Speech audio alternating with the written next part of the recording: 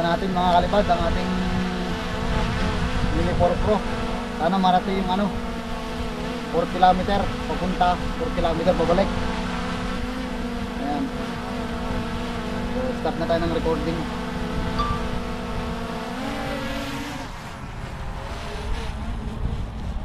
Subukan natin.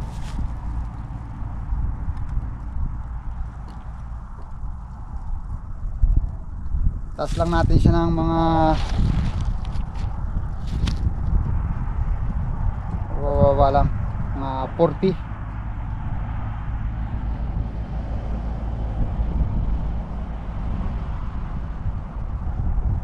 Meter lang taas.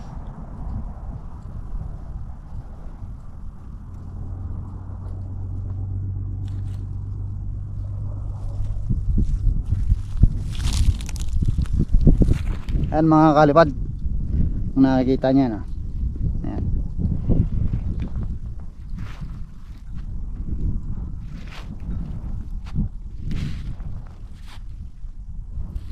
Tingnan natin.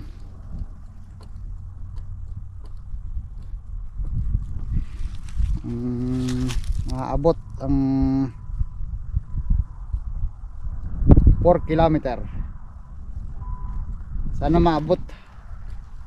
Dito lang tayo sa gilid ng ano, gilid ng kalsada, just in case magkaroon ng trouble o error, madali lang makukuha yung drone. Pero wala naman siguro. Ang average ng ating battery ay 92%. So naka 1 kilometer na tayo mga kalipad. Naka normal mode lang tayo.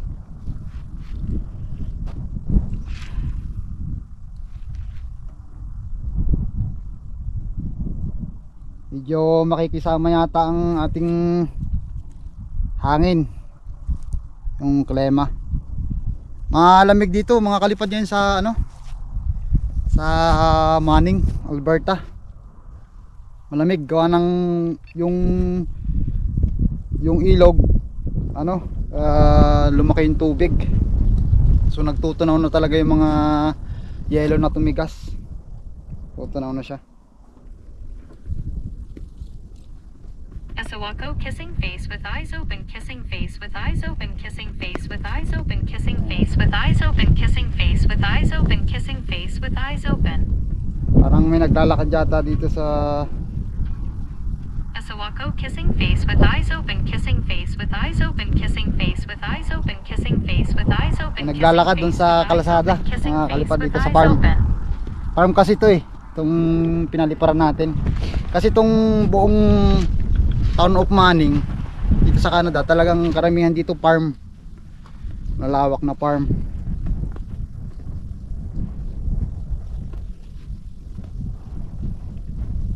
So yung ating ano naman sa satellite, malakas 32. Yung sa RC2 remote natin eh nagyeyelo. Mukhang hindi yata talaga maabot pa ngayon kasi hindi pa talaga tutaling yung mainit na mainit mga kalipad. Kaya yun, nagwi-weak signal talaga. O gagamit na naman tayo sigurado dito ng ano, automatic home return pag hindi na naabot. Ayan o, hihingi naman to ng adjust antenna, sabi nito.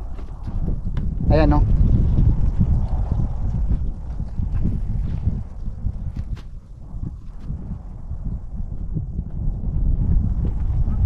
Adjust natin.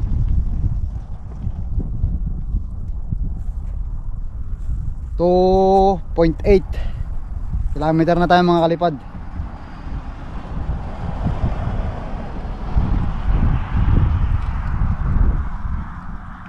Ayan, tuloy-tuloy lang. 3 kilometer na tayo.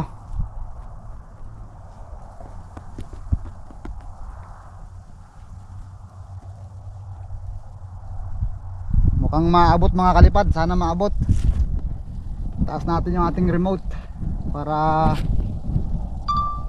ayun, nawala na siya ng signal. 3.8.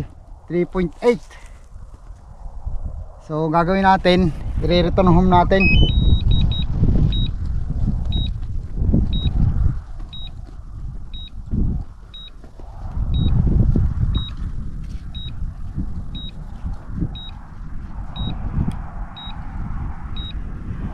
Tagal.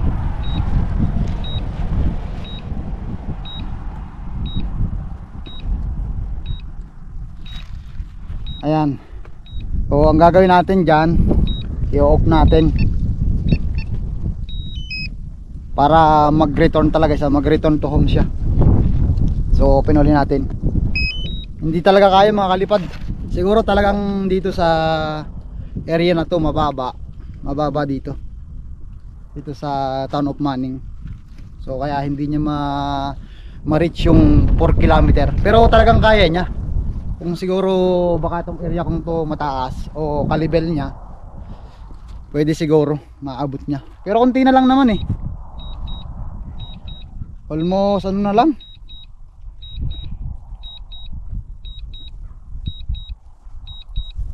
almost 200 meter na lang. So malapit, kaya na niya talaga. Yun lang talaga mga kalipad, sa signal lang talaga nagkakaproblema sa remote natin, talagang mababa. Kasi yung aking DJI Neo, na reach niya talaga yung 2 kilometer na papunta, tapos 2 kilometer na pauwi. So nag-average siya ng 4 kilometer pabalik. Noon ay tinisting ko yun ay talagang summer na, yung wala talagang hangin, kalmado. So siguro nga dahil malamig pa, tapos itong cloudy pa, kaya siguro humahina pa yung signal. Kasi ito ring RC2 na remote ko nito, ang gamit ko dun sa sa DJI Neo mga kalipad.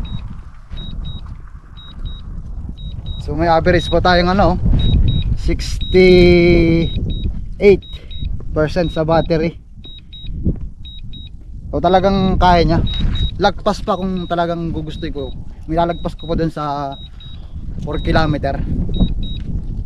Next time mga kalipad, susubukan natin talaga na yung ma-reach yung 4 kilometer. Bali mag-average tayo ng 8 kilometer pabalik. Yun ang tatargetin natin. Kunti-kunti na lang naman eh. So, huwag nating pipilitin pag talagang ayaw, kasi baka magka-tendency na mag-crash yung ating drone. Kaproblema pa.